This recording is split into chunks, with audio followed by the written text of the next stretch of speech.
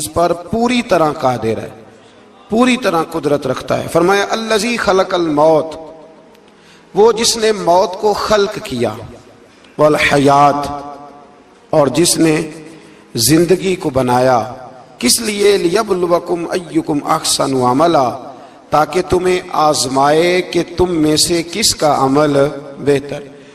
موت اور حیات، پیدا ہوتا ہے انسان، جوان ہوتا ہے، بڑا ہوتا ہے، پڑھائی کرتا ہے، کاروبار کرتا ہے، پتہ نہیں کون سے بد و جزر زندگی میں دیکھتا ہے، تو اللہ نے فرمایا اس کا ایک مقصد ہے، مقصد یہ ہے کہ پتہ چلے تم میں سے اچھے عمل کون کرتا ہے۔ تو ہم یہاں عمل کرنے آئے ہیں۔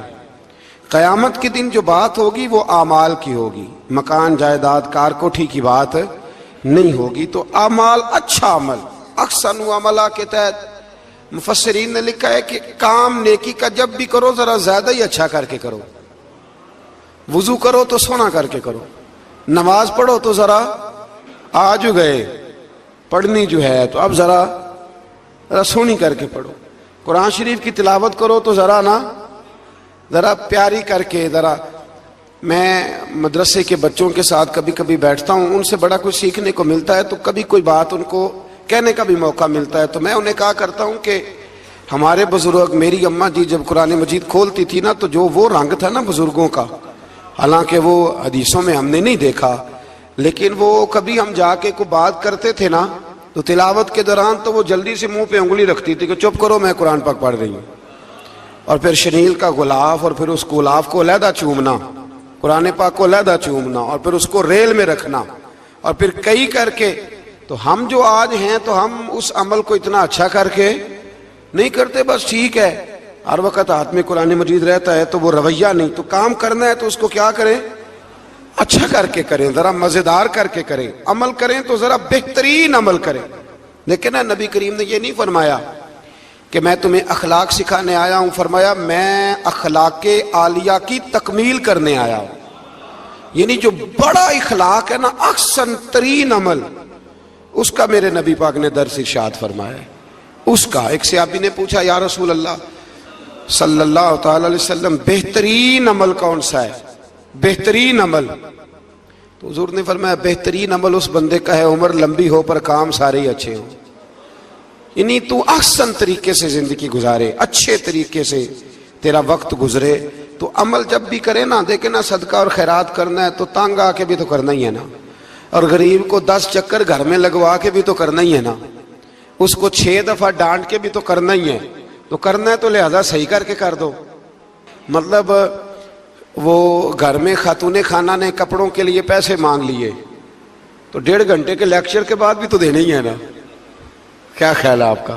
تو اگر وقت پہ دے دیے جائیں تو چلو معاملہ ذرا، یا تو نہ دیں، بات ختم ہو گئی۔ تو اگر آپ نے 1.5 گھنٹے کے شدید احتجاج کے بعد بھی دینے ہی ہیں تو پھر یہ ہے کہ عمل کو اچھا کر کے کر لیں، ذرا اس میں خوبصورتی رہتی ہے۔ اللہ تعالیٰ سمجھنے کی توفیق عطا فرمائے۔ بڑے خوبصورت مضامین ہیں اس سورہ مبارکہ میں۔ آیت نمبر 19 میں اللہ نے فرمایا کہ کیا انہوں نے اپنے اوپر کبھی پر پھیلائے اور کبھی پر سمیٹے ہوئے پرندوں کو نہیں دیکھا؟ کیا تم نے کبھی دیکھا نہیں کچھ پرندے اوپر اڑتے ہیں تو پر پھیلائے ہوتے ہیں اور کچھ نے پر سمیٹے ہوتے ہیں؟ تو فرمایا ان کو فضا میں رحمان کے علاوہ کو روک نہیں سکتا، صرف ایک رب رحمان ہے جس نے انہیں فضا میں، یار جہاز آپ نے دیکھا ہے اسے کون روکتا ہے؟ آپ یقین کریں کبھی اس پہ بیٹھا بندہ غور کرنے لگ جائے نا میں کہاں ہوں، تو ہو سکتا ہے پریشان ہو جائے۔ کون روک کے رکھتا ہے اسے؟ تو فرمایا یہ رب کی قدرت ہے، جہاں چاہے جس کو چاہے وہیں کھڑا فرما دے، یہ اللہ تبارک و تعالیٰ کی قدرت ہے۔ آیت نمبر 20 میں اللہ کی مدد کرنے اور رزق عطا کرنے کا بیان ہے کہ اللہ مدد بھی کرتا ہے تمہاری اور تمہیں رزق بھی عطا کرتا ہے۔ آیت نمبر 23 میں فرمایا کہ اللہ وہ ہے جس نے تمہیں پیدا کیا، تمہیں سننے، دیکھنے اور سمجھنے کی صلاحیتیں عطا کی، مگر بندے بڑے کم ہیں، بڑے کم بندے ہیں جو اللہ کی نعمتوں کا شکر ادا کرتے ہیں۔ یہ سوچنے سمجھنے کی صلاحیت آپ کے خیال میں چھوٹی نعمت ہے؟ بہت بڑی نعمت ہے۔ آپ یقین کریں بعض لوگوں کے پاس سارا کچھ ہوتا ہے لیکن شعور کی دولت نہیں ہوتی۔ تو یہ بہت بڑی نعمت ہے، اس کا بھی اللہ کی بارگاہ میں شکر ادا کیا کریں۔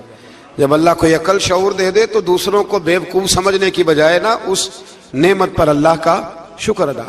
آگے سورہ قلم ہے، اس سورہ مبارکہ کے اندر اللہ تبارک و تعالی نے نا قسمیں ارشاد فرمائیں، اور قسم کھا کے کہا کہ محبوب آپ کوئی مجنون نہیں، آپ کو دیوانے نہیں، یقیناً آپ کے لیے ایسا اجر ہے جو کبھی ختم نہیں ہوگا۔ اور پھر فرمایا وَإِنَّكَ لَعَلَىٰ خُلُقٍ عَظِيمٍ، محبوب جتنے عظیم الشان اخلاق تھے نا ان سب کا ہم نے آپ کو مالک بنا دیا ہے۔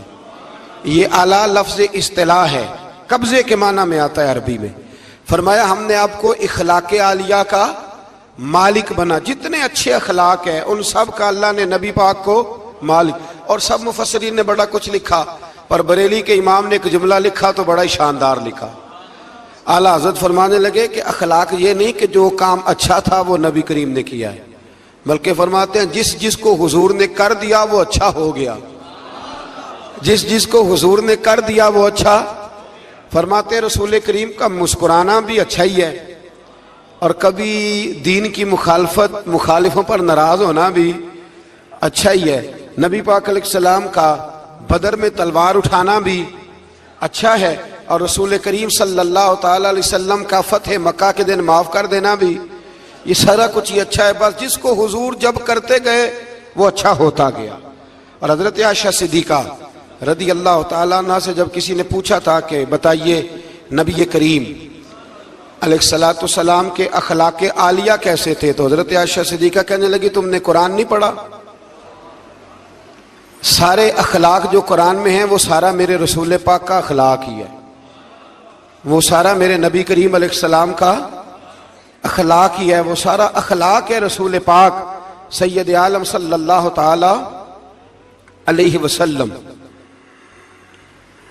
تو پھر اس سے آگے جا کے نا آیت نمبر 8 سے اللہ تبارک و تعالی نے رسول کریم صلی اللہ علیہ وسلم کو فرمایا کہ کفار چاہتے ہیں کہ دین کے معاملے میں آپ ان سے بے جا رعایت برتیں، آپ ان پر آسانی کریں، کھلی چھٹی دے دیں، اور جواب میں وہ بھی رعایت کریں گے۔ فرمایا ایسا نہیں ہو سکتا، حق پر کوئی سمجھوتا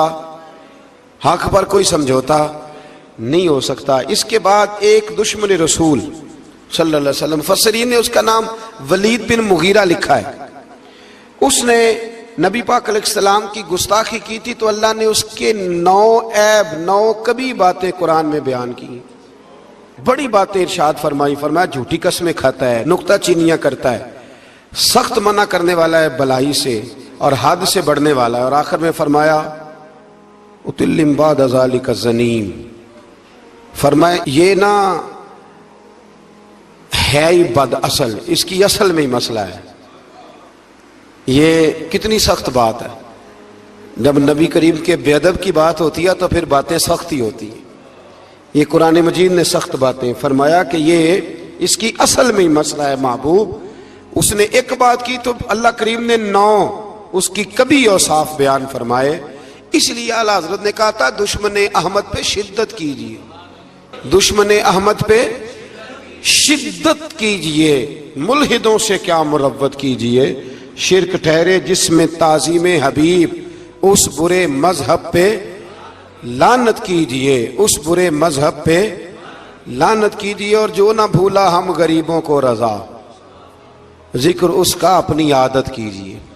آگے پھر سورۃ الحاقہ، اس سورہ مبارکہ کے شروع میں قیامت کے حق اور یقینی ہونے کو بیان کیا گیا ہے، پھر قوم سمود اور قوم عاد اور فرعون پر نازل ہونے والے عذاب کا ذکر ہے۔ یہ سارے مضامین پہلے بیان ہو چکے ہیں نا جی، ماشاءاللہ تفصیل سے ہم سن چکے ہیں، قوم عاد، قوم سمود، ان سب کے بارے میں اس سورہ مبارکہ میں اللہ نے بیان فرمایا۔ اسی سورہ کی آیت نمبر 19 سے بتایا کہ قیامت میں جس کے نامہ اعمال اس کے دائیں ہاتھ میں دیا جائے گا، یہ اس کے سرخ رو ہونے کی علامت ہوگی۔ جس کے سیدھے ہاتھ میں نامہ اعمال دیا جائے گا مطلب ہوگا کہ کامیاب ہو گیا، اور وہ افتخار کے ساتھ لوگوں سے کہے گا، بڑے فخر کے ساتھ کہے گا کہ آؤ میرا نامہ اعمال پڑھو۔ اس کے برعکس جس کا نامہ اعمال اس کے بائیں ہاتھ میں دیا جائے گا، یہ اس کی رسوائی کی علامت ہوگی۔ اس کی رسوائی کی علامت ہوگی، اور وہ کہے گا کاش میرا نامہ اعمال دیا ہی نہ جاتا اور موت کے ساتھ ہی میرا قصہ ہمیشہ کے لیے ختم ہو چکا ہوتا۔ جس کا بھی نامہ اعمال سیدھے ہاتھ میں، ہمارے بزرگ فرماتے ہیں کہ سیدھے ہاتھ سے لینا دینا حضور کی سنت ہے، کوشش کریں لیں بھی سیدھے ہاتھ سے، دیں بھی، کھائیں بھی سیدھے ہاتھ سے۔ فرماتے ہیں عادت ہی سیدھے ہاتھ کی بنا لو، جب قیامت میں فرشتے نامہ اعمال دینے لگے تو عادت ہی سیدھے ہاتھ کی ہو، عادت ہی سیدھے ہاتھ کی ہو، عادت، اور سیدھے ہاتھ سے لیں، سیدھے ہاتھ سے ہی دیں۔ قیامت میں جس کا نامہ اعمال سیدھے ہاتھ میں دیا جائے گا سمجھیے وہ کامیاب ہوا۔ اور جب جس بچے کی فرسٹ پوزیشن آئی ہوتی ہے نا، وہ رزلٹ کارڈ سارے محلے کو دکھاتا ہے، اور جو فیل ہو جاتا ہے وہ ابا جی کو بھی نہیں دکھاتا، وہ کہتے ہیں کہ وہ ابھی آیا نہیں، ملا نہیں۔ قیامت کے دن بھی جو کامیاب ہوں گے نا وہ دنیا کو بتائیں گے کہ اللہ نے فضل کر دیا، اور جو ناکام ہوں منہ چھپاتے پھریں گے۔ اللہ ہمیں پردہ پوشی عطا فرمائے۔ پھر آگے سورۃ المعارج ہے۔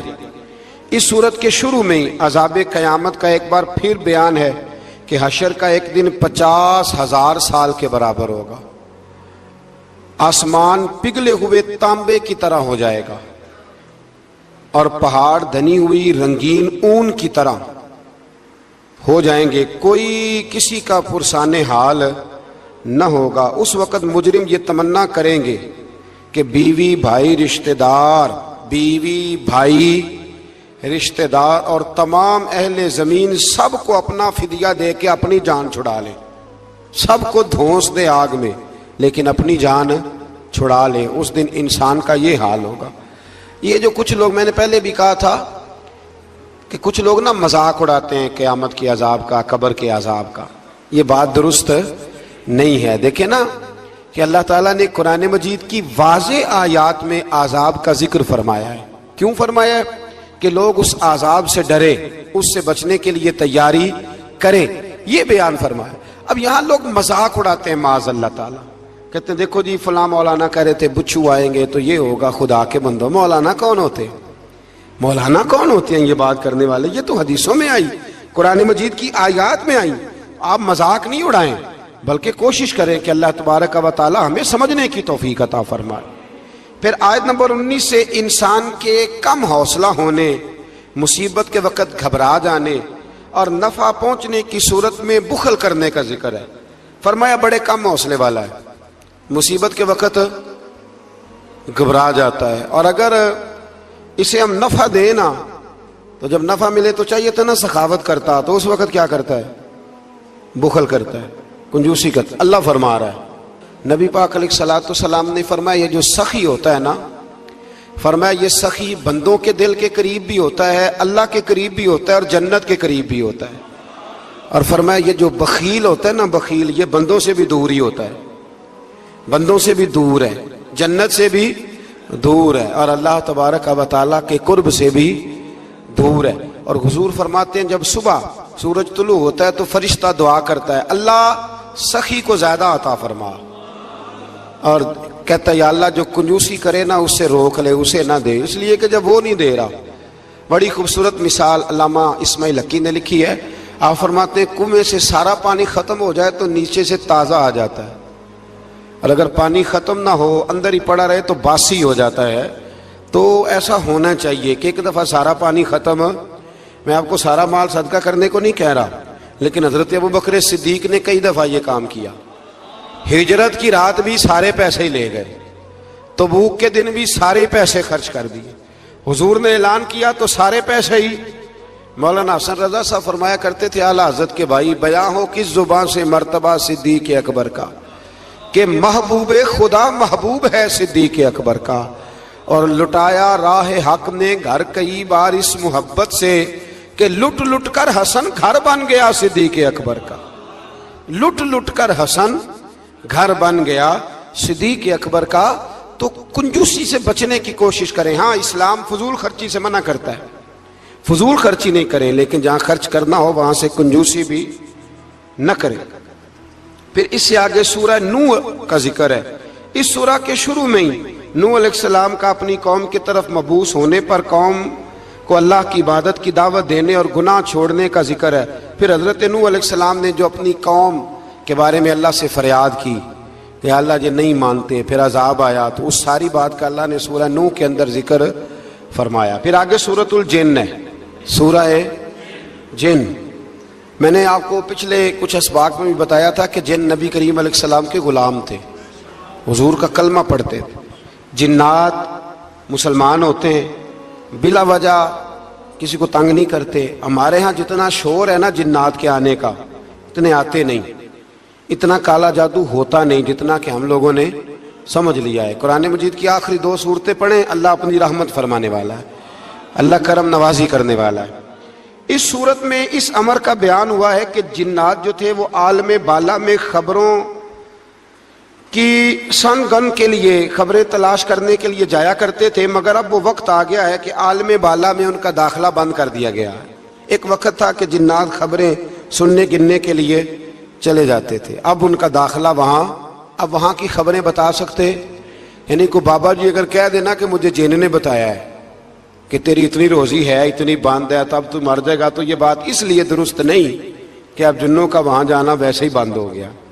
تو اب بابا جی تو آپ کو پتہ ہے نا، یہ بھی کہہ دیتے ہیں اللہ ماشاءاللہ کہ وہ چیزیں پیسے مانگتی ہیں، یعنی بڑی بڑی عجیب فلسفے کے ساتھ نا وہ چیزیں پیسے مانگتی ہیں۔ تو میں نے کہا مطلب چیزوں کا پیسے مانگنا تو سمجھ میں نہیں آتا، یا پھر کوئی ایسی بات بتا دی جاتی ہے کہ جس سے وہ پیسے دینے والا ماحول بن جاتا ہے۔ تو فرمایا اب ان کا وہاں جانا بند ہے، اور جو بھی جاتا ہے محافظ ان کا راستہ روک لیتے ہیں، اور آگ کے گولے ان پر برسائے جاتے ہیں اگر آسمانوں پر جانے کی جن کوشش کریں۔ جنات نے مشورہ کیا کہ پورے روئے زمین کا جائزہ لے کے دیکھیں آخر یہ سارا منظر کیوں تبدیل ہو گیا، تو ضرور کوئی بڑی تبدیلی آئی ہے۔ حضرت ابن عباس رضی اللہ تعالیٰ عنہ نے بیان کیا کہ ان کی ایک جماعت مکے کی طرف گئی، اور وہاں نبی پاک علیہ السلام عکاظ کے بازار میں اپنے اصحاب کو صبح کی نماز پڑھا رہے تھے۔ انہوں نے یہ قرآن سنا، اور پھر جن جا کے دوسروں کو کہنے لگے کہ ایسا قرآن سن کے آئے ہیں کہ جیسا کبھی نہیں سنا۔ تو آؤ پھر محبوب کریم کی بارگاہ میں چلتے ہیں، خود بھی مسلمان ہوئے اور اپنی قوم کو بھی اسلام کی دعوت دی۔ اس کی آیت نمبر 26 میں اللہ تبارک و تعالیٰ نے فرمایا، یہ سورہ جن جو ہے نا، اس کی آیت نمبر 26، اللہ کریم نے ارشاد فرمایا عالم الغیب فلا یظہر علی غیبہ احدا، فرمایا غیب کا جاننے والا اپنے غیب پر کسی کو مطلع نہیں کرتا، غیب کا جاننے والا آگاہ نہیں کرتا اپنے غیب پر کسی کو بھی۔ آگے فرمایا الا من ارتضی من رسول، لیکن اپنے رسولوں میں سے جس کو پسند کرتا ہے اس کام کے لیے چن لیتا ہے۔ کسی عام بندے کو غیب پر مطلع، یہ آیت نمبر 26 میں نے کتنی دفعہ یاد کرائی آپ کو؟ تو بھئی عقائد جو ہوتے ہیں وہ جب سے ہم قرآن مجید پڑھ رہے ہیں جگہ جگہ عقائد آئے ہیں اہل سنت کے، جگہ جگہ آئے، تو آپ سمجھیں نا کہ یہ عقیدہ جو ہوتا ہے یہ شعر سے ثابت نہیں ہوتا، یہ قرآن حدیث سے ثابت ہوتا ہے۔ شعر تو ایک ذوق کا نام ہے۔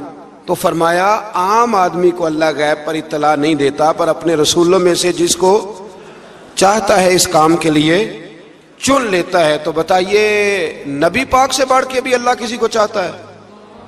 حضور نے فرمایا خبردار ہو جاؤ، اس نے مجھے اپنا محبوب بنایا ہے، الا وانا حبیب اللہ، خبردار میں اللہ کا حبیب بن کے آیا ہوں۔ تو علم غیب اللہ نے اپنے رسول کو دیا، اور اس کی برکت سے نبی کریم علیہ السلام نے دین کا بہت سارا کام کیا۔ حبیب کریم علیہ السلام نے بہت ساری باتیں، اور بہت سارے ایسے لوگ ہیں جو صرف حضور کا غیب دیکھ کے ایمان لائے، یعنی ایمان ہی غیب دیکھ کے لائے۔ خود حضرت عباس نبی کریم کے چچا، وہ جب بدر کے لیے آنے لگے نا، وہ آنا اس وقت بھی نہیں چاہ رہے تھے، پر قبیلے اور برادری نے مجبور کر کے انہیں ساتھ تیار کیا۔ وہ آئے نا تو جو گھر میں سونا پڑا تھا نا وہ ایک جگہ پہ چھوڑ آئے، اپنی بیوی کو کہنے لگے کہ میں آ گیا تو نکال لوں گا، اور اگر میں قتل کر دیا گیا تو تو نا نکال کے بچوں پہ خرچ کر دینا۔ تو نبی پاک علیہ الصلوۃ والسلام کے پاس جب یہ قیدی ہو کے آئے تو حضور نے فرمایا چچا فدیہ دو، اتنے پیسے دو، چلے جاؤ۔ تو کہنے لگے میرے پاس تو شے ہی کوئی نہیں۔ وہ جو 15 دن عمرے والے وہاں رہتے ہیں نا، وہ 2.5 من کی شاپنگ کر لیتے ہیں، اور جب کسٹم والا کہتا ہے پیسے دو تو تازہ عمرہ کیا ہوتا ہے، کہتے شے ہی کوئی نہیں۔ یہ ظلم ہے، تازہ عمرہ کیا ابھی آئے ہیں، ہاں جی، تو مطلب اتنی وہ خستہ حالی ہو جاتی ہے. یہ میں پریکٹیکل بتا رہا ہوں اللہ کے فضل سے. ایک سے میں نے کہا تو مجھ سے لے لے, کہتا چپ کرو تسی کو بچ بول دے. میں نے کہا مجھ سے لے لو, دے دینا. کہتا چھڈو. بھائی چھوڑیں, آپ کیوں غلط بات کرتے ہیں. تو بہت سارے بندے ہوتے ہیں جو کہتے ہیں شے ہی کوئی نہیں, بالکل کوئی شے نہیں. ہاں کوئی پلاٹ سستا بک رہا ہو تو پیسے نکل آتے ہیں, پھر کہتے ہیں میں پھڑے نہیں کسی کو لو. بھائی کو کھا جائے گا, چلے ٹھیک ہے آپ چھپائیں اپنی دولت کو, لیکن ان لفظوں کے ساتھ ناشکری کرنا کہ شے ہی کوئی نہیں, یہ معاملہ درست ہے. تو حضرت عباس نے بھی نا نبی کریم کی بارگاہ میں عرض کیا, حضور کوئی شے نہیں, کہاں سے دوں. تو حضور مسکرائے. حضور نے فرمایا چاچا جب گھر سے نکلنے لگے تھے تو وہ اکیلے میں میری چچی کو بلا کے جو پیسے دے کے آئے تھے, اور وہ اس کو کہہ کے آئے تھے کہ میں آ گیا تو میں تمہیں بتاؤں گا کیا کرنا ہے, نہ آیا تو پھر نکال کے بچوں پہ خرچ کر دینا. یہ سن کر حضرت عباس پہ راشا ہوا طاری. یہ سن کر حضرت حفیظ جلندری کہتے ہیں یہ سن کر حضرت عباس پہ راشا ہوا طاری کہ پیغمبر تو رکھتا ہے دلوں کی بھی خبرداری. خیال آیا مسلمان نیک و بد پہچان جاتے ہیں اور محمد آدمی کے دل کی باتیں جان جاتے ہیں. محمد آدمی کے دل کی باتیں جان جاتے ہیں, اور کوئی غیب تم سے نہا ہو بھلا جب خدا ہی نہ چھپا رہا.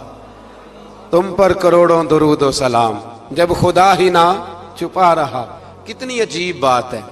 یہاں بھی لوگ ترازو لے کے بیٹھے ہیں. اقبال سے کسی نے کہا کہ دو علماء کی بحث ہے, کہتا ہے حضور کو غیب نہیں, دوسرا کہتا ہے آؤ چلیں. تو اقبال کہنے لگے مجھے شرم نہ آئے گی میں وہاں چلا جاؤں جہاں لوگ میرے نبی کا علم تولنے کے لیے ترازو لے کے بیٹھے ہیں, حضور کا علم تول رہے ہو. اقبال کہنے لگے میرے نبی کے تو غلاموں کا علم نہیں تولا جا سکتا, تم حضور کے علم کی بات کرتے ہو. یہ تھوڑا سوچ سمجھ کے بات کرنی چاہیے. اور نص قطعی ہے قرآن پاک کی. ایک دن سجا لیا تھا میرے نبی پاک نے ممبر, فرمایا پوچھ لو پھر جو پوچھنا ہے پوچھو. تو حضرت عمر جیسے لوگ اٹھ کے کھڑے ہو گئے, کہا یا رسول اللہ ہم اللہ کے رب ہونے پہ راضی ہیں, آپ کے رسول ہونے پہ راضی ہیں, اسلام کے دین ہونے پہ حضور ہم بڑے راضی ہیں, ہم بڑے راضی. اس لیے یہ تو ایسا مسئلہ ہے کہ اس مسئلے کو دیکھ دیکھ کے لوگ مسلمان ہوئے. تو حضرت عباس کو جب حضور نے ساری بات بتائی نا تو حضرت عباس کہنے لگے فدیہ مرضی کا لے لینا پر پہلے مجھے کلمہ پڑھاؤ. کہا کیوں؟ فرمایا مجھے سمجھ آ گئی ہے, وہ بات میرے اور میری بیوی کے علاوہ کسی کو پتہ ہی نہیں, اگر آپ کو پتہ چلی ہے تو یقیناً آپ کو کوئی بتانے والا ہے, تو وہ جو آپ کو بتانے والا ہے نا وہی رب العالمین ہے. تو حضور کا تو غیب دیکھ کے دنیا کلمہ پڑھ جاتی تھی. اس پر بڑی تفصیل سے میں نے ایک دفعہ بات کی تھی, موقع ملا تو وہ ساری روایات ایک جگہ کسی وقت جمع کریں گے انشاءاللہ تعالی, اور آپ کو عرض کریں گے کہ وہ کیا خوبصورت ماجرا ہے. اور اب تو الحمدللہ ایک اور آسانی بھی ہو گئی ہے. میری باتیں کوئی اس قابل تو نہیں تھی, لیکن چونکہ اللہ رسول کے فرامین تھے تو ایک دوست نے لکھنی شروع کر دی, انشاءاللہ جلدی چھپ بھی جائیں گی. تو عرض کرنے کا مقصد یہ ہے کہ یہ چیزیں آئیں گی اور آپ کو بتائیں گے کہ اللہ نے اپنے محبوب کریم کو کس طرح غیب کے خزانوں کی کنجیاں عطا فرمائی ہوئی. تو اس سے آگے پھر سورہ مزمل شروع ہوتی ہے. سبحان اللہ. سورہ یا ایھا المزمل, کہا او چادر اوڑھنے والے محبوب, قم اللیل الا قلیلا, ساری رات نہ بیدار رہا کر, تھوڑا آرام بھی کر لیا کر, تھوڑا سا. کیا کہا حضرت نے؟ خدا کی رضا چاہتے ہیں دو عالم, خدا چاہتا ہے رضا. اور درویش کہتے ہیں رب آکھیا سونے محبوبہ تیرے 100 ناز اٹھانا ہاں, لوکی میریاں قسماں چاندے نے میں تیریاں قسماں چاہنا. کہا اے میرے پیارے حبیب, اے چادر اوڑھنے والے, تھوڑا آرام بھی کیا کریں. حضور ساری رات نماز پڑھتے تھے نا, تو اللہ نے کہا محبوب تھوڑا آرام بھی کیا کریں. پھر اس میں بڑے خوبصورت چیزیں اللہ کریم نے بیان فرمائی ہیں, قیامت کی ہولناکیوں کا بھی ذکر فرمایا ہے. پھر آخر میں فرمایا کہ تم اپنی بھلائی کے لیے جو کچھ بھی آگے بھیجو گے اس کو اللہ تعالیٰ کے پاس اس سے بہتر اور زیادہ ثواب والا پاؤ گے. یعنی اس کا معنی یہ بھی ہو سکتا ہے کہ اپنی سوچ سے زیادہ تم ثواب پاؤ گے جو چیز آخرت کے لیے تم بھیجو گے. اور اللہ سے مغفرت طلب کرتے رہو, بے شک اللہ بہت مغفرت فرمانے والا اور بے حد رحم کرنے والا ہے. پھر اس سے آگے سورہ مدثر ہے. مزمل کے فوراً بعد سورہ मुदस्सर, इस सूरह मुबारक में बड़ा खूबसूरत अंदाज है। या अय्युहल मुदस्सिर, ए चादर ओढ़ने वाले, कुम फअनज़िर, उठिए और लोगों को डराइए। उठिए, आप पैगाम दीजिए, उठिए लोगों को डराइए। उठ बांध कमर क्यों डरता है, फिर देख खुदा क्या करता है। आप उठिए। इस सूरत में अल्लाह ताला ने आपको शान महबूबी के साथ खिताब करते हुए फरमाया है, चादर ओढ़ने वाले उठिए और लोगों को अल्लाह के अजाब से डराइए और अपने रब की किबरियाई का ऐलान फरमाइए। बताइए कि आपका रब कितना बड़ा है।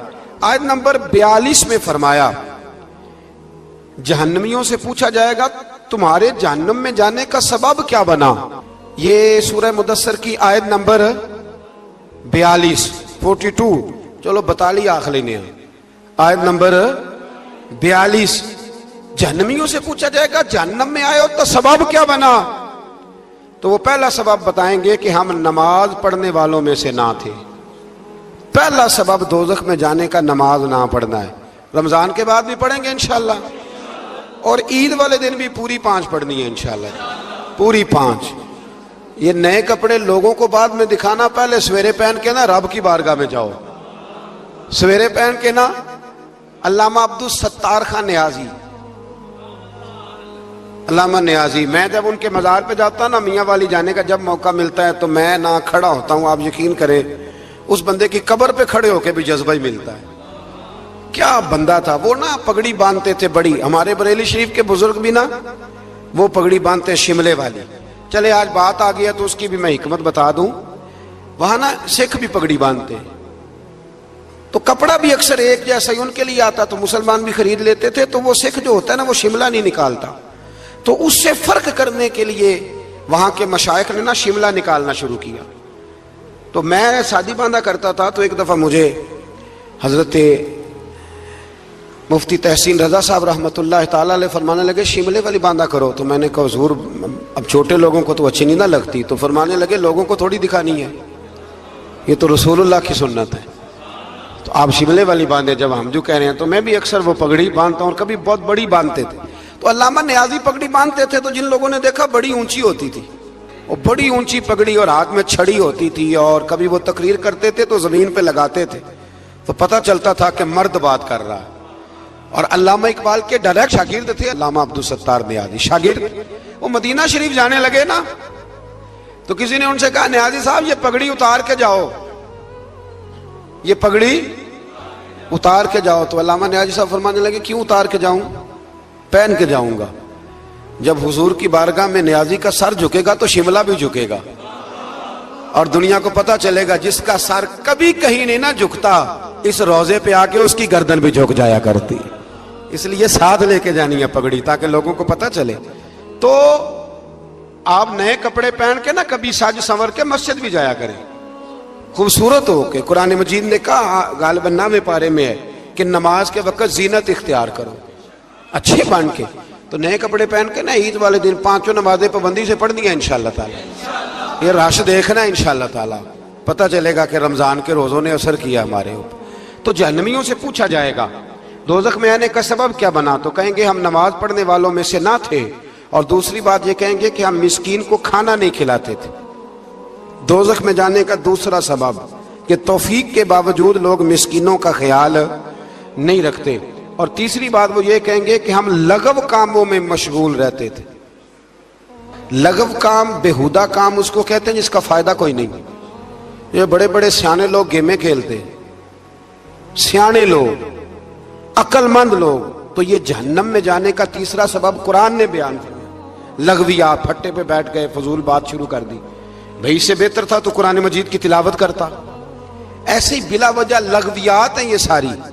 मैं मना नहीं करता खाना खाने के लिए कभी जरूर जाएं, लेकिन ये माहौल ही बना लेना कि आज तुझे पार्टी है तो कल मुझे पार्टी है तो परसों उसको पार्टी है। तो ये शुगल मेला हर वक्त का, मुसलमान के पास तो इतना वक्त ही नहीं। एक दोस्त मुझे कहने लगे कि मैं आजकल बड़ा बोर हो रहा हूं, तो मैंने कहा तो असल में फारग है, वरना हमारे पास तो टाइम ही कोई नहीं बोर होने का। बंदा मतलब को फुर्सत मिले तो बोर हो ना, पता नहीं कहां से लोग टाइम निकाल लेते, अब बोर भी हो लेते। तो आप फारिग लगवियात से बचे। लगव काम करना जहन्नुम में जाने का तीसरा सबब है। ये कुरान मजीद ने इस सूरह मुबारका की आयत नंबर 42 में इरशाद फरमाया।